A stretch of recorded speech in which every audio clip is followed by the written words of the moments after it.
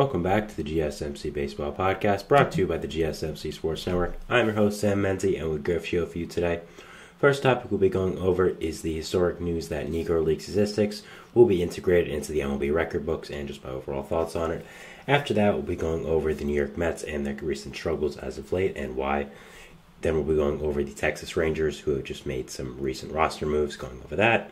Then talking about Jeremiah Estrada for the San Diego Padres and the recent reign of terror he has been on, how good he has been recently. And finally, talking about some trade rumors involving one of the Rockies' best players, Ryan McMahon. Now, before we do all that, I would like to ask you to please like and follow the show. We do get a number of questions from viewers, so to ensure that your question does get read on the air, please use the link, gsmcpodcast.net. It really does help the show, and it really does mean a lot, so thank you so much for that. And let's get into the show today. All right, so as I talked about, our first topic is going to be about the Negro Leagues and the groundbreaking news that their statistics from when they did play in the Negro Leagues are going to be incorporated now into the MLB record books. So now what this means is a player, let's say Josh Gibson, who you're seeing, if you're watching on stream currently, you see the graphics on the board. He is now going to be put at the top of a lot of MLB records, including career batting average. So he now has the highest career batting average ever in baseball history because they are using his statistics from when he played in a different league, not the MLB, the Negro Leagues, as official places in the record books. Now, my overall thoughts on this are, it's amazing and it's well past due, and it's a great job of doing it by the MLB. Now, I think when you look at the history of baseball, honestly, you look at the history of America, it's really not complete without the Negro Leagues and what players did in this league. Obviously, baseball was segregated at this time, like America was, so black players were not allowed into MLB, so they had to have a league of their own, the Negro Leagues. And in this league, there were some of the greatest baseball players ever. Someone who a lot of people consider the greatest baseball player ever, even though he never played in the MLB. Josh Gibson is one of them. Again, one of the guys who is going to be most heavily present in the new list now with all the new statistics. You, of course, have Satchel Paige, Jackie Robinson, Larry Doby, Roy Campanella, other legends like Cool Papa Bell. So I think finally giving these guys full recognition of their talents, what they've done to the history of baseball, is well past due, and a really great job by MLB to finally do it. Now, this is not just something where they decided one day, you know what, we're finally going to give the Negro Leagues the credit it deserves and the place in baseball history it deserves. No, this is a 3-year project that has been done by MLB. They've taken 3 years out of their time looking through anything they can to find statistics for these players, going over old newspaper clippings, old documentary parts, old videos that they found, and piles of things. So I think overall it was a great job by MLB to be able to do this, to get this out there and be able to give these players credit that they didn't really have before. Now, obviously, the one gripe is you'd like to see these players get the credit they deserve when they were alive. Of course, a lot of them have passed away because it was so long ago, but it is still nice that their memory is going to be in baseball history now forever. Of course, we already knew this was coming. I think one of the big things was Baseball Reference. Obviously, the biggest place for baseball statistics for anyone, the biggest baseball database in the world, I'd say. And they put up Negro League statistics and players on their page, I'd probably say around a year ago, and you were able to look at these guys and see how good they were. And I'd always heard stories, at least for me, of these players like Josh Gibson. I have been to the Negro League museum in Kansas City, Missouri, so I've known a lot about it for a little while. It's always been very interesting to me growing up with baseball, watching baseball my entire life. It's always been something that has always interested me. But now being able to see these stats up close and seeing how amazing these guys were. Buck Leonard is another guy I forgot who's flashing on the screen as well.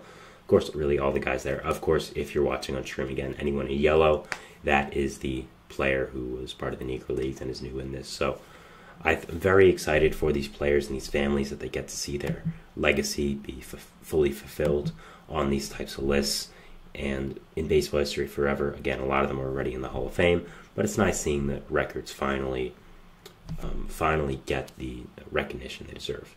Now, some people might say, well, why, if they didn't play in the MLB, are they being remembered as MLB leaderboards? Why are we not doing that for the MPB or other leagues? Why is Ichiro not the all-time hit leader for everything? Because he is, when you combine Japanese and MLB stats. the thing that I don't think a lot of people realize is at this time that these guys were playing with Josh Gibson, Satchel Paige, again, Jackie Robinson, Cool Papa Bell, all these great black baseball players, Buck, I forgot his name, but yeah, Buck Leonard. The thing is, you could argue at this time the Negro Leagues was was a better league talent-wise than the MLB, because half the players were being segregated, of course, because of the time we were in America. So a lot of people could argue that the better talent was in this league. Obviously, we'll never know because they never played each other. We're never going to have Babe Ruth versus Satchel Paige. I know that's a matchup that baseball purists and baseball lovers have fantasized about for years and years. But looking at the past, looking at all the pure talent in this league, you can argue it's more talented than the MLB it was at the time, because a lot of the best baseball players were there. I mean, it was just white players in the MLB at this time. So I think it's very fair to put these guys here because, again, it wasn't just like these guys were minor leaguers that they played against. It wasn't like they were castaways or an independent league. No, these were major league caliber baseball players who couldn't play in the MLB, obviously because of where the country was at the time. Obviously, it was horrible and wrong. I think everybody knows that. So I think it was a great job by MLB to be able to give not only this generation, but the next generation of baseball fans a way to remember these players and make sure that their legacies aren't forgotten. Make sure that when the new generation of baseball fans grow up, they see, oh, this guy, career OPS. I see Ted Williams. I see Babe Ruth. I know these guys, but I don't know Josh Gibson. Who is that? And then they look him up. They see what he did. They see about the Negro Leagues. They see about this time period. And they go down a rabbit hole and they figure out this amazing period of baseball that was never fully capitalized on because of where our country was at the time and where America was at the time. So I think that it was a great job by MLB to be able to do this. I think it's more than deserving, and I think it was a really good job. Now, another thing I want to talk about is just Josh Gibson. I mean, Josh Gibson is incredible. You look at this, he's already third in on-base percentage, first ever in career batting average, first ever in career OPS. I mean, this guy was a beast, gone too soon, died at the age of 35 in a really horrible accident. So I think that being able to remember the baseball player that Josh Gibson was, a lot of people have said before this that Josh Gibson is the greatest baseball player of all time. And I'm not going to disagree because, again, the stats speak for themselves. And, again, I never got a chance to watch Josh Gibson or anything like that. But looking at these statistics, looking at how amazing he was, it really is a shame that we never got to see him in the major leagues against some of the other greatest competition in the world. Never got to see him in a season that was above 100 games because Negro League seasons weren't that long. So really is a shame that we'll never be able to see this. But I think with these records being in place now, it is a good way to maybe say, okay, well, this is what he was compared to with other great MLB players. And wow, the stats speak for themselves. Another thing that is great is he takes over the career batting average leader from Ty Cobb. And if you don't know, Ty Cobb was extremely racist. Ty Cobb, baseball great, obviously. I don't think anyone debates that. But you look at the man, not a great person, was extremely, extremely racist. So I think it's very nice and very cool that Josh Gibson is able to take over the career batting average over him and be able to be the batting average king for, I would say, the rest of baseball history. I don't think anyone's ever going to even come close to what he did. An incredible player, an incredible man, and I'm very happy for the families of these players and the players themselves, even if they are gone, to be able to get their legacies immortalized forever. It's a very exciting thing if you're a baseball fan, and we should be very, very excited that this is finally happening.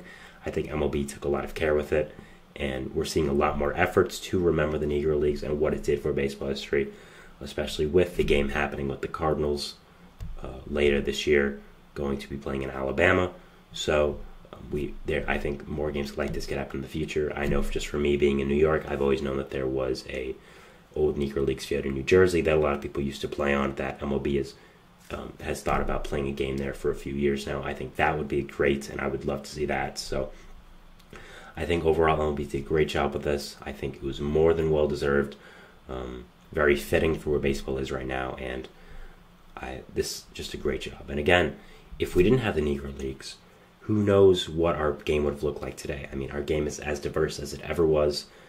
Obviously a great reason. I mean, some of the best players in the league are not white, and I think that's a great job. I think looking at how diverse this league is, looking at how different everyone is, none of this would have happened without the Negro Leagues, and the strength by these players to play the game they love in a time like this in America.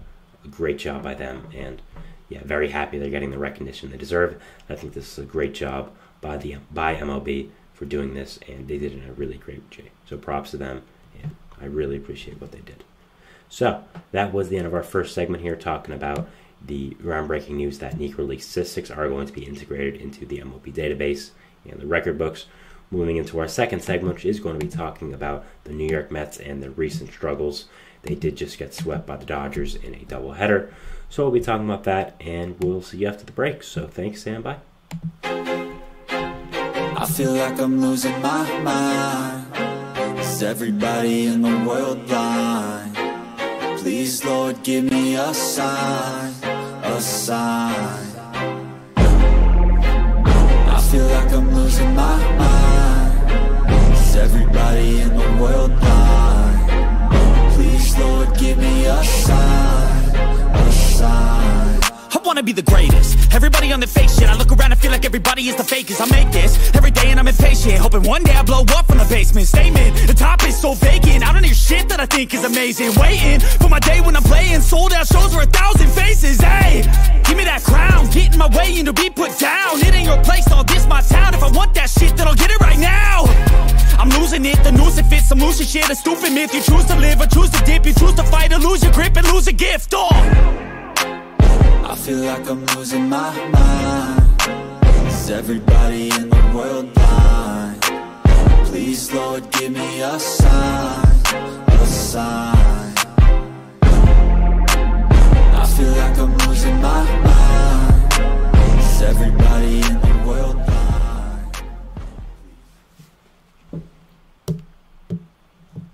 And we're back here on the GSMC Baseball Podcast, bringing you our second segment. But before that, I'd like to ask you again to please like and follow the show.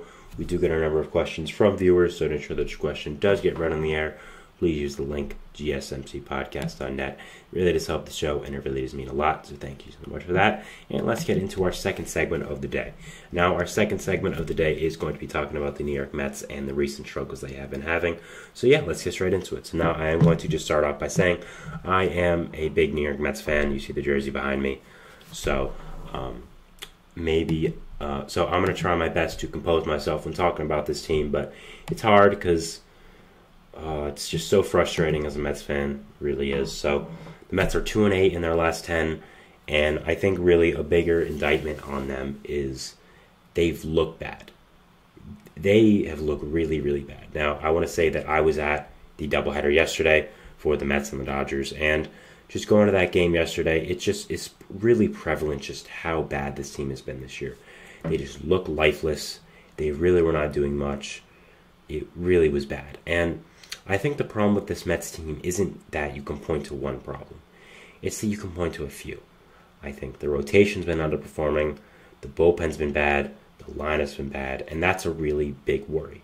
And one of the big worries I have with this Mets team is that I think one of the main reasons they're struggling is not because of bad signings, not because of bad process, not because of anything that is truly 100% fixable. It's that I think it's the stars. When you look at a baseball team, you think a team has a core, quote unquote.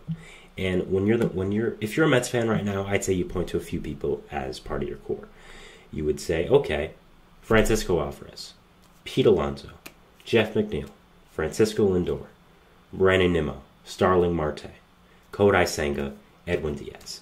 I would say those guys are a pretty big part of our core, and probably are the core. I think when you look at this Mets team, those are the guys you think of. Those are the guys you say, okay, they're the big parts of this Mets team.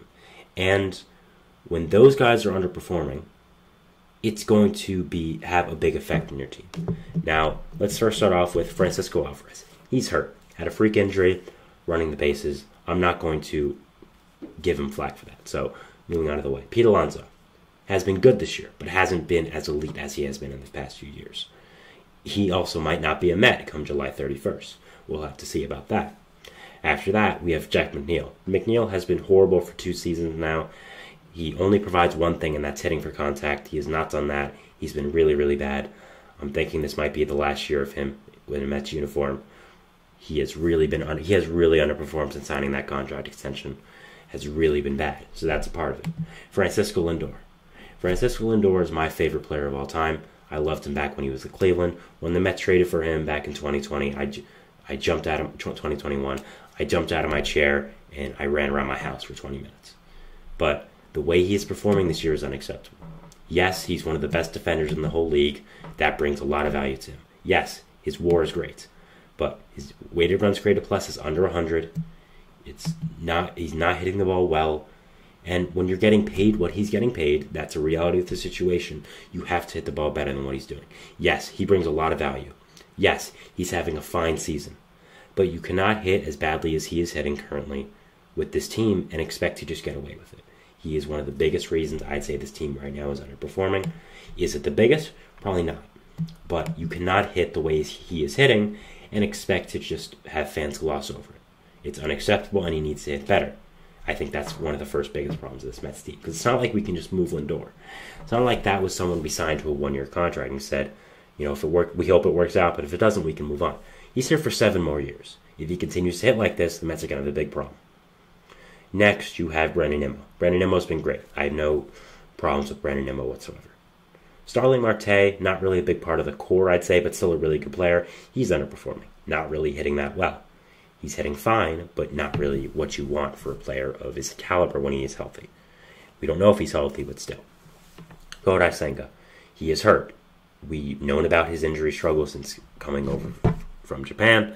He was supposed to get a bigger contract before he got the one he signed with the Mets with the team, but actually failed his physical, and it had to be reworked to give him a less amount of money. I don't know if a lot of people know that, but that is a reality of the situation. He has a lot of injury history, and it is showing this year. He was supposed to be back by now. He is not even close to coming back. He has not even made a rehab start. I don't know if he'll pitch this year, to be perfectly honest, and that's been a big blow for the Mets. Edwin Diaz. Diaz obviously had a freak injury in 2022 in the World Baseball Classic, missed all of 2023, has come back in 2024, has been absolutely horrible. Has blown, I think, 3 of his 4 last saves attempts, has been really, really bad, and has cost the team some games, simply put.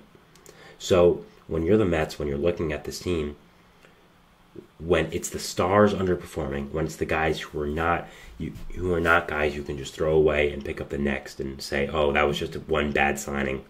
Oh well, when it's these guys who have proven to be really great players in the past, who have proven to be stars of your organization, the faces of your organization, guys with the billboards in the city, when they're the ones underperforming, that's a problem because there's nothing you can do about it. You can't just remove them from the lineup. You can't just move on. So that's a big problem with the Mets right now, and that's something they really need to see being fixed. So you look at the starting pitching of this team. It's fine, but that's it. Severino and Minaya have turned out to be great signings by David Stearns. Both have been really, really good players, and it'll be interesting to see if they're on this team July 31st. Now, personally, I would try to extend one of them and then trade the other. I think I would try to extend Luis Severino. I think that what he's done being back in New York has been really, really nice, and I think he's built for New York. I really like him for the future, and I think he's found a home here at the Mets. I'd like to keep him. I would trade Minaya probably. I think he's had a better season. You could probably get a lot for him. But, again, the Mets could not sell the deadline. We'll have to see. So, that's interesting. The rotation is fine, but when you have Senga being out, when you have guys like Jose Quintana consistently making starts with his 5 ERA, being an older player, it doesn't make much sense. When you have Jose Budo, a guy who's shown flashes, not getting his full opportunities, doesn't make any sense. So, I think the rotation is fine, but that's it. The bullpen, again, I was counting on being a big part of this team. Reed Garrett has been a great pitcher for them, but he's even struggled in the past. Adam Ottavino just blew the save yesterday. Edwin Diaz has been awful. Now, I want to preface that I still believe in Edwin Diaz. I think it's just a lot of working through the stuff he's had with the injuries, getting his timing back. No, people want to blame the World Baseball Classic. I don't. I just can't. It was a freak injury that could have happened any time to any player, no matter what the circumstances are. It's horrible, but it's just what happened. The World Baseball Classic is still great, and I still love it. After that, of course, you have the lineup, which is just so inconsistent. I mean, these guys are either hot, or cold. There's no in between, and we need to start to see consistency from this lineup. And again, I point to Francisco Lindor and Jeff McNeil, the middle infield. Both these guys are bona fide stars in this league. Francisco Lindor is an all-star caliber player, a future Hall of Famer most likely. Jeff McNeil is a guy who's won a batting title in his career, was a star at least for a few years of his career. Both are underperforming very heavily and are not playing up to the standards the Mets pay them for, and that the Mets have them. When you base your team around these two of these guys and they're not performing well, that's a problem, and that's something that you cannot control because both are from the previous regime. You see these guys, you're like, okay, these positions are taken care of. Both are great players. Now, I think Lindor has a better chance of bouncing back than McNeil. Again, I don't know about McNeil and his long-term future with the Mets. I think it might be time to move on for both parties. I think he needs a fresh start. Lindor is someone I need, as much as I like Lindor, and as much as I do think he is going to get it going at some point, it's got to be soon. I mean, he starts the season slow excuse, which is valid, looking at his career, is kind of wearing off at this point. I mean, it's about to be June in a few days. He's got to get it going eventually. So that's something I'm watching. And I think overall with this Mets team, you are worried because it's not just players around the edges who you can easily fix or easily get new pieces of that are underperforming. No, it's the stars. It's the guy you build your franchise around. Those are the guys underperforming. And if I'm a Mets fan, I'm worried, and I need them to play better. It's just, it's very frustrating to watch this team, and it's very frustrating to see these guys perform as they are. And I just hope that they could do better in the future, and I really need them to, because it's, again, definitely big underperformance right now for this team. So, yeah. Again, you're in a really tough division in the NL East. The Braves, even without Spencer Strider and Ronald Acuna Jr., are one of the best teams in the league. Phillies are doing great so far. The Nationals are up and coming. The Marlins suck, but those three other teams are really good. So a lot of great teams in this NL. And you can't just keep doing this. You can't just be 11 games under 500 and think everything's going to be fine. No, some things have to change. They're on a really bad run right now, and I'm hoping it gets better. By the way, speaking on the Braves, they did sign Ramon Laureano to a minor league contract, I think, like at the time I started this show, so I just saw that I did want to mention it, because I mentioned it yesterday as something I thought was likely, and did end up happening. I thought it was pretty, again, likely that would happen. Good fit for both player and team, and just wanted to mention that. So yeah, that is the end of our second segment here, talking about the New York Mets and the struggles and what could potentially be done to help them out. We're going into our third segment, which is going to be talking about the Texas Rangers. They have recently made some roster moves, and I did want to talk about them and the effect that it's going to have on their team. So yeah, we'll talk about that, and we'll see you after the break. So thanks, and bye. Looking for your daily fix of sports talk without having to pay for it? GSMC Sports Network is available on YouTube. Just search GSMC Sports Network. Get your fix of daily sports talk shows on YouTube, absolutely free. NFL, college football, NBA, MLB, MMA, UFC, fantasy football, and so much more. GSMC Sports Network has shows running all day long, with new sports shows starting every 2 hours. Just like on your favorite cable sports channel, except GSMC Sports Network is absolutely free. Just search GSMC Sports Network on YouTube to catch one of your new favorite shows, like the GSMC College Football Podcast, Chip Shot Football Podcast, Hoops and Heels Women's Sports Podcast, GSMC Basketball Podcast, and so many more. Check it out for yourself. GSMC Sports Network, now available on YouTube absolutely free. Search GSMC Sports Network on YouTube right now.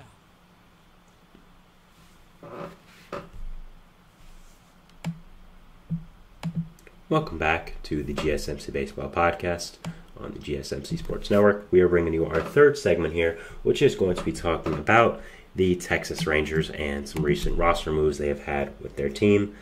and just how it's going to affect them and my general thoughts on it. So yeah, let's get into that. So the Texas Rangers today announced that Evan Carter would be going on the injured list, and they would be calling back from the injured list Wyatt Langford and Nathan Eovaldi. Now, I think these are pretty substantial moves here. Obviously, you're sending one of your starting outfielders to the injured list, but bringing back your starting DH and one of your better starting pitchers. And I think right now, if any team needs a boost, it's the Rangers. Currently 26 and 29, 3.5 games back in the AL West. Even they're still second in the AL West somehow, but yeah, they're very far behind in the wild card standings. They're below 5 teams for the playoffs, so definitely not great. But these moves should be interesting. Now, sending Evan Carter to the injured list honestly isn't the worst thing in the world. You look at Evan Carter's stats currently, and man, he has really, really underperformed so far this year. Was a guy I looked at last year and thought, man, what is he going to do in a full year? How good is he going to end up being? And I looked at Wyatt Langford the same way. I'm kind of going to bunch these two guys into the same thing here. So looking at the Rangers this offseason, if you watched my earlier parts of the show, when I did it before and during the offseason, I was kind of skittish on the Rangers. I was thinking, I understand this team just won the World Series. I understand the talent they have, but I'm just not a big fan of this team. And the main reason I wasn't a big fan of this team was the pitching. I always stood by the fact that I thought this pitching was pretty horrible, especially with the injuries they suffered, Max Scherzer and Jacob deGrom. And I thought that overall this team just wasn't that good. Now, I took some time to think about it, and I thought, okay, I still don't think the pitching is that good, but you're getting back Tyler Mahle, Max Scherzer, and Jacob deGrom in the second half, potentially. Probably that's when their rehab's supposed to end. You're adding a full season of Evan Carter to this lineup. You're adding a full season of Wyatt Langford to this lineup.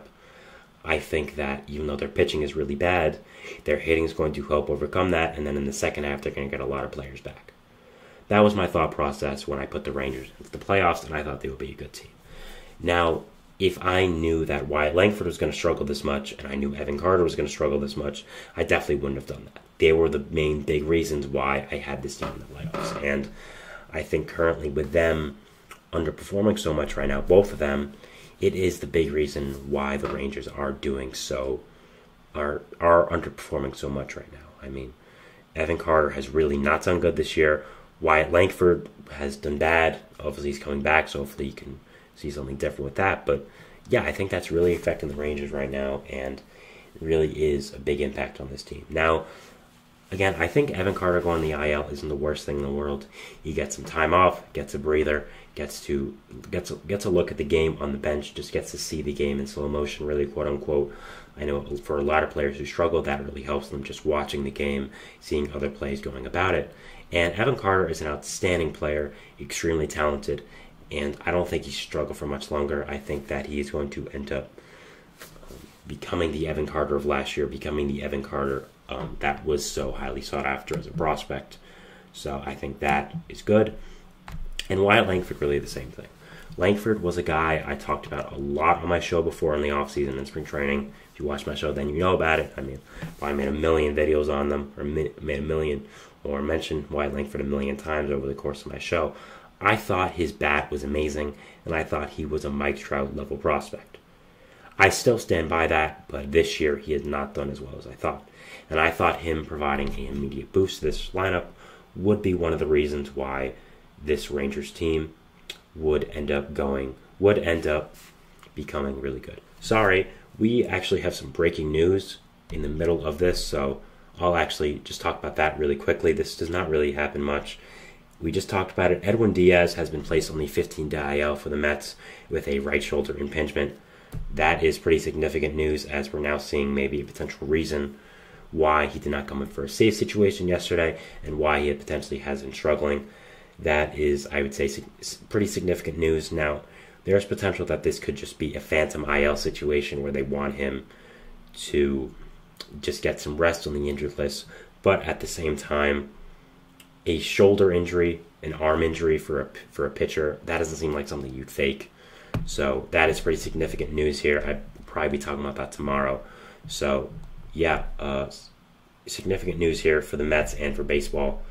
it would have been nice if it broke during the Mets segment I had 5 minutes ago, but that's what happens here. So, yeah, sorry for the little cutaway if you're a Rangers fan watching in this, but did want to mention that as it just did break on air here. So, yeah, we'll be talking about that probably tomorrow, so check in there.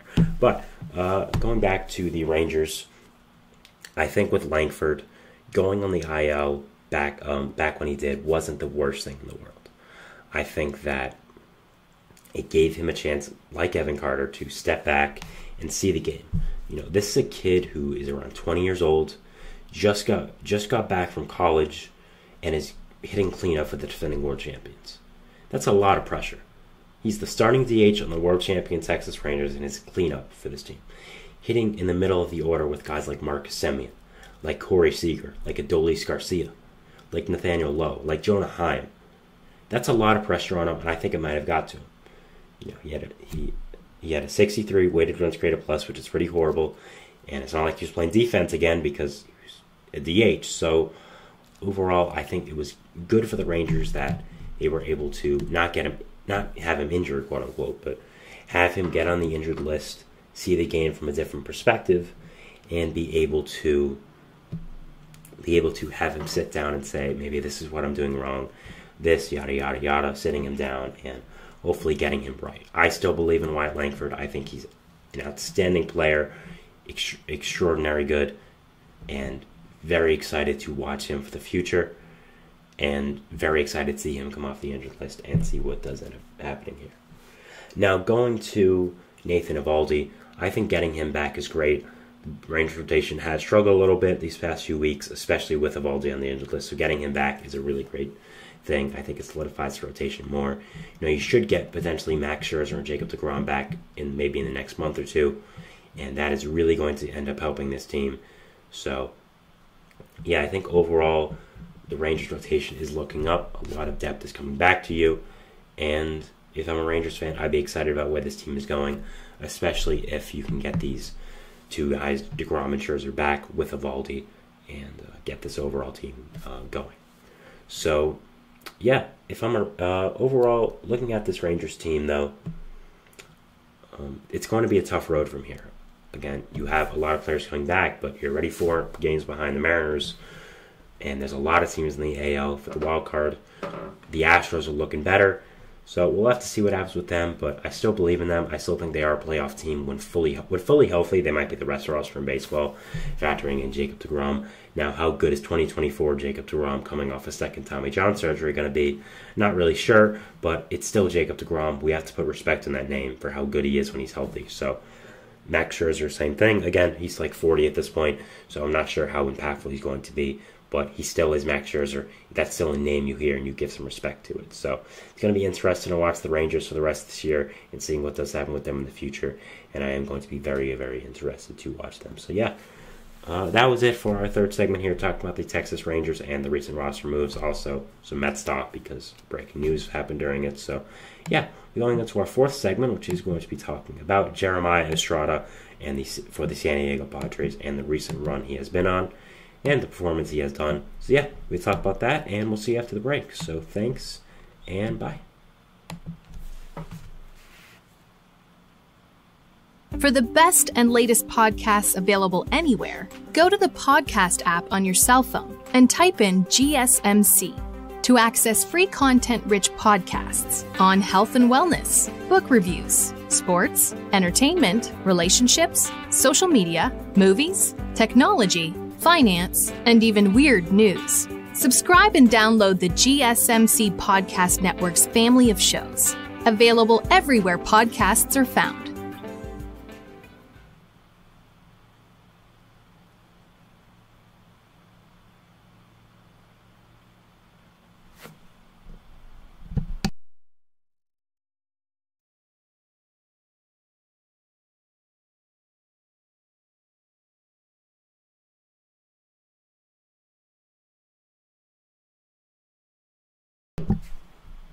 And we're back here on the GSMC Baseball Podcast, bringing you our fourth segment, which is going to be talking about Jeremiah Estrada for the San Diego Padres and his overall performance so far for the San Diego Padres.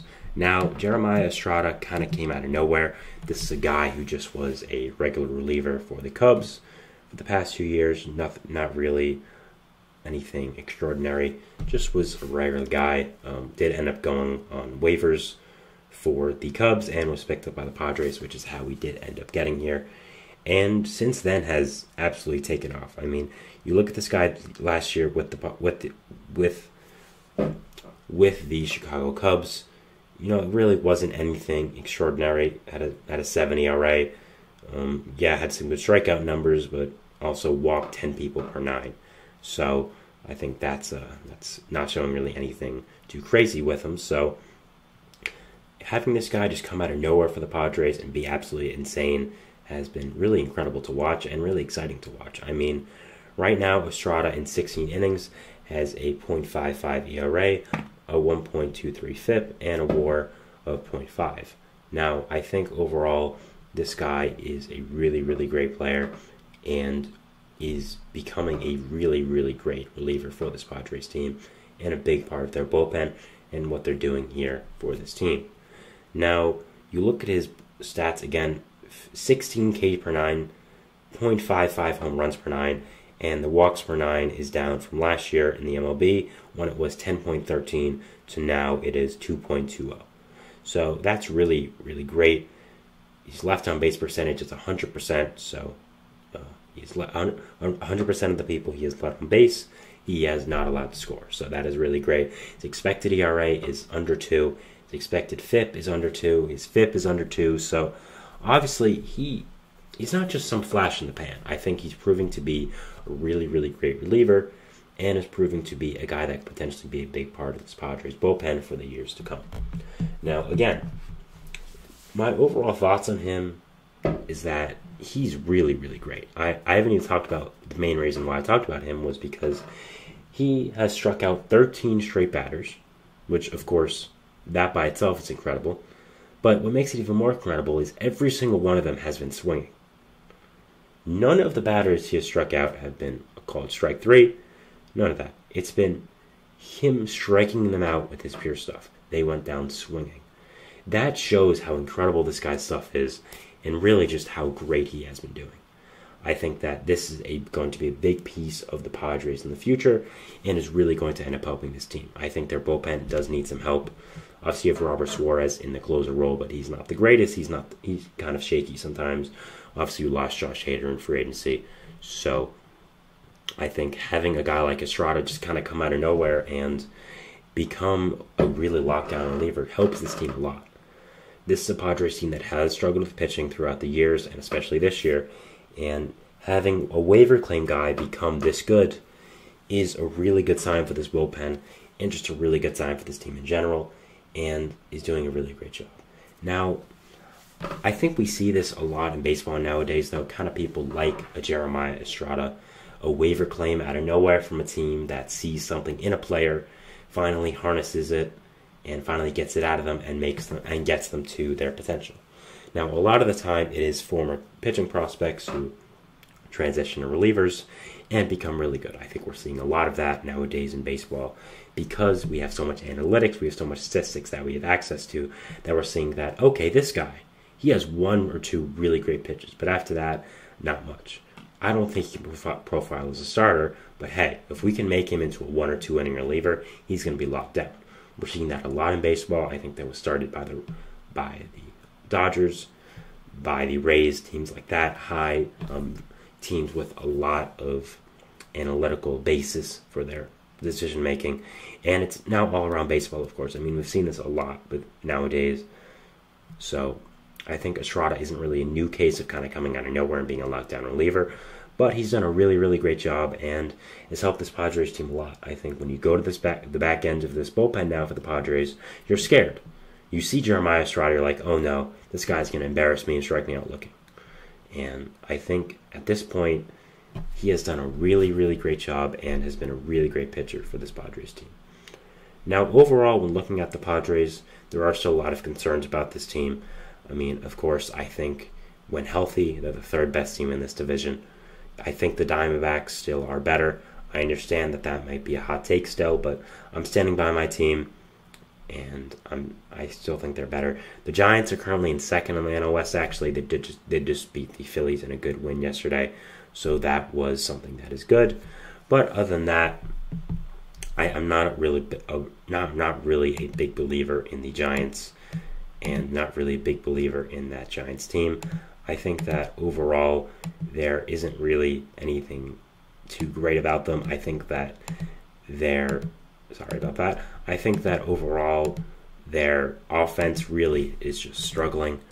I think that this team really is just too up and down for their own good. I'm not really a big fan of this Giants team, to be perfectly honest. And I think the Padres are better. I think the Diamondbacks are better. The Diamondbacks have been hit hard with injuries, which is, I think, the main reason why they're not doing great. So, yeah, if I'm a Padres fan right now, I still have a lot of concerns about my team, and I still have a lot of things I'm worried about. And looking at the scope of the NL, I think there are a lot of teams better than you. Phillies, Braves, Brewers, Cubs, Dodgers, potentially Diamondbacks. So there's a lot of teams going to be fighting for that 6th spot, and will it end up being the Padres? I don't know. There's a lot of young talent on this team, yes, but at the same time, how great are these guys going to end up performing, and how great are they going to end up being for this Padres team? It's going to be something very interesting to watch, and something very interesting to see overall. So, yeah. But overall, on Estrada, very exciting for him. I'm always excited when a guy who kind of maybe is at the wall for his career has found a new way of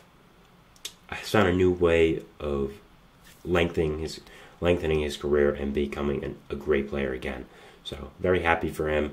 I think he's done a great job with the Padres, and has been a really, really good player. So props to him, and props to the Padres for knowing what to do with him. I think that's another thing here, is that it's not just the player, it's going to the right organization. And the Padres obviously knew what they were doing with him when they utilized him. They saw he had great stuff, saw his good fastball, saw his off-speed, thought, we can make something out of this guy. We can do something with him. And again, they did a really good job. And I know they get a lot of flack for people who think they run themselves and only the show team trading for every star, but they did the little things right, and this is one of those things nowadays in baseball. Props to them. Really good job. And yeah, very excited to see Estrada's future. I think he can end up being one of the best relievers in baseball. I think he's shown that, and really, really excited to watch him, and really, really excited to see what can end up happening here for him and for this Padres team overall. Yeah, very, very exciting to see, and a really interesting storyline as we go into the rest of the season. So yeah, that is our 4th segment here, talking about Jeremiah Estrada for the San Diego Padres. Moving into our 5th and final segment, which is going to be talking about Ryan McMahon and some trade rumors that have currently happened with him and the Colorado Rockies. So yeah, we'll be going over that, and we'll see you after the break. So thanks, and bye.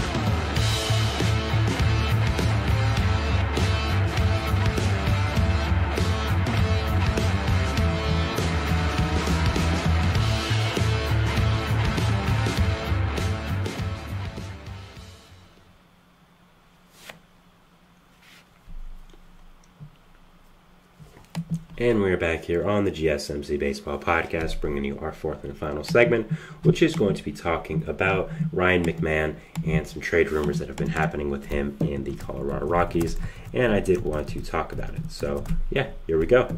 So, I am updating the text here on stream. Did not come up, so sorry about that. Here we go. So, for Ryan McMahon, this was something that kind of came out of nowhere, really. this was not something that I had on my radar whatsoever. But today, Jon Morosi, who we all know Jon Morosi, we all know what he did about the Blue Jays, but he knows some stuff, and I thought it was notable to talk about. So he said today, the Blue Jays are among the clubs with interest in Rockies infielder Ryan McMahon, but a source with knowledge of the Rockies' plan says it is highly unlikely he will be available at this year's trade deadline. McMahon, a All-Star, is signed through 2027. Now, this would be really interesting, in my opinion, if McMahon does become available. I think McMahon would immediately become one of the best bats available at this deadline and would become one of the best players at this deadline, period. I think Ryan McMahon is a really great player. I think that he is a guy that a lot of teams would love to have, and it would become very, very interesting to see if he does end up becoming available. Now, McMahon has really had a breakout season this year, hitting really, really well for the Rockies and doing a really great job there, becoming a source of light for this team. Now, when I did my Friday Power Rankings a few weeks back, I had the graphics, and for negatives for the Rockies, I believe I put everything, and then positives, Ryan McMahon. So that shows you pretty much he is kind of the only guiding light for the Rockies right now. If you're a Rockies fan, kind of the only place, kind of the only part where you can see, okay, well, we have something going for us, I guess, right? So that is interesting. But for, I think, McMahon and the trade rumors, I think the one question we have to ask is, should the Rockies trade him? I think that's the big question we ask here. If you're the Rockies, do you trade McMahon? Now, there's positives and there's negatives to this. Now, the positives to this, you'd be getting a haul back. I really do think you would. McMahon has become a really good player these past few years. He's under control for 3 or 4 more years and has versatility, can play really second, first, or third in the infield. They can also play some outfield if needed. I don't think he should, but he can, I believe. So that's something, again, under control rather cheaply, and is a really good player. You'll be getting a really good prospect haulback, especially if the position players are as limited at this deadline as we may think they are. Right now, it seems like Pete Alonso might be the biggest one, and he's only first baseman. So, now the negatives are, you're trading possibly your only good player. And is our prospects worth that? Now, people might say, well, the Rockies are so deep into this rebuild that they might as well. Now, I would kind of agree with that way of saying, I'm not saying they should trade him, but I'm saying, you're so deep in this rebuild, you might as well. You have really no other good players. Maybe get something for the one good one you have. But I think the Rockies would say, we're building a core here. We have Adel Amador, who's come up. Jordan Beck, who's come up. We have Ezekiel Tovar, who we extended. We have some good players coming up through the ranks. And I think that the Rockies at least have a vision than before, which is something. The Rockies at least have a vision for their organization, which is something they did not have before, which I'll say to props to them. But the future still isn't that bright for them. I'll just say that. I mean, yeah, not looking great. But I think the question is, if you're the Rockies, do you trade McMahon? I think that the correct course of plan from a Rockies executive is you shop McMahon. You don't actively want to trade him, but if someone calls on him, you say, yeah, we're open. Tell us what you want. And I think if someone offers the equal package, you don't take it. But if someone offers a package that is better than what you think McMahon's value is, I do think you take it.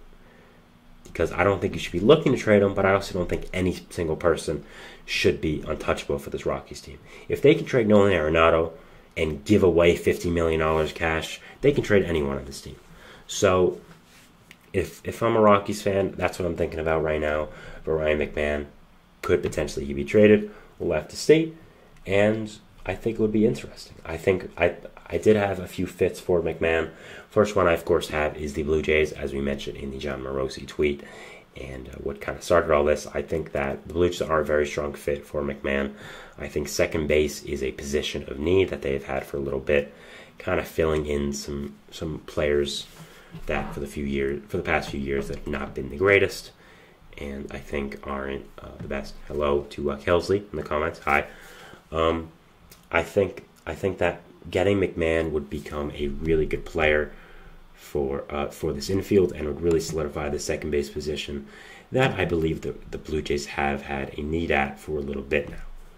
I think that overall he'll be a good fit for them. I think they have a prospect capital to end up trading for him, and him being under control would also help their long-term future. the thing with the Blue Jays is, I've talked about it a few times, I'm not sure if the Blue Jays are going to be buyers at this deadline. I think the Blue Jays have a real chance to blow up this team and kind of go towards more of a retooling or a rebuild period. I think their core is kind of stuck right now, and I'm not sure Ryan McMahon is the guy to end up getting your core out of that. I think you need more of a significant star. You tried trading for Juan Soto, you tried signing Shohei Ohtani. Obviously, those are the stars I think you should be looking for, but I'm not sure anyone is on the market of that caliber. So I don't know if McMahon is the guy you should be trading for right now when your organization's at the way that it is at. The Pirates. I think that the Pirates are a really good fit for McMahon that not a lot of people are talking about. Yes, they have some middle infield depth, so that McMahon would potentially be blocking some people, most notably Tamar Johnson. But I think the Pirates need another power bat in this lineup, need a younger power bat, and I think with McMahon's control, I think it could be a really good fit. I've talked about how I think if they can sign a star position player this offseason, I think that it would be a really good fit for this team and really propel them. I don't know if trading for McMahon constitutes the same thing, but he's a really good player, and I think he could end up being a really good fit in this lineup and this team. And I would definitely be interested to see if the Pirates do end up looking towards getting one of these big stars to the deadline, like a McMahon, who they would have control of, or maybe even a Pete Alonso, who they could potentially re-sign in the offseason. So I think McMahon could be a good fit for the Pirates. And the last one, of course, is the New York Yankees. I think this is really clear, and I think if McMahon does get traded, the Yankees will be at the forefront. Lefty swing helps at the Yankee Stadium, of course, provides versatility, what the Yankees need right now. The Yankees have a clear need to third base, I'd say, with DJ LeMahieu being kind of iffy, being on the injured list right now. Another thing is first base. That's definitely a need. You have Anthony Rizzo there, who has been not doing great this season, to put it rather nicely. He has not been doing that good, and I think he might be a DFA candidate come soon. And trading for a guy like McMahon would solidify that first base position. Whether you put McMahon at third, whether you put DJ at first, you're just adding another bat that is a clear upgrade over Rizzo, and is again under cheap control for the next few years. And I think with the Yankees payroll situation, trying to re-sign Juan Soto, which you obviously will, having all these other contracts on your books, like Judge, like Carlos Rodon, like Cole, of course, like Stanton. You might even extend Anthony Volpe soon. So I think getting a player of McMahon's caliber who's really good on a contract like this that is rather cheap, I think could be a really good fit for this Yankees team, and would be a really good decision. So I think those teams could potentially look to trade for McMahon. Again, this is very preliminary. We're not sure what could happen with McMahon, and this is just something I did want to mention because I thought it was interesting. By the way, to the comments, yes, the Yankees are very dangerous. I agree with you. I do think the Yankees are one of the best teams in this league this year. I would definitely agree with that.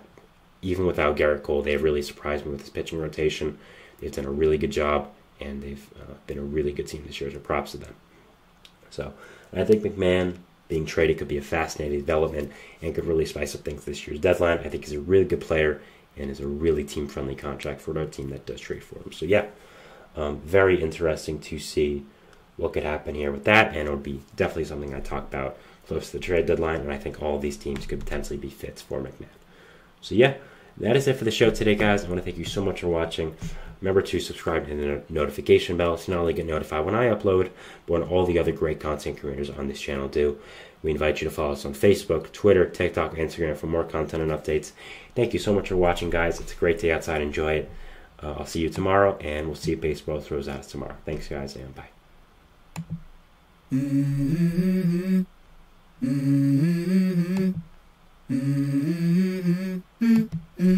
Let's go. I wake up to a little bit of drool on my pillow, feel like it's gonna be a bad day. Yeah, I'm tired of shit, and the coffee ain't hit yet, damn ain't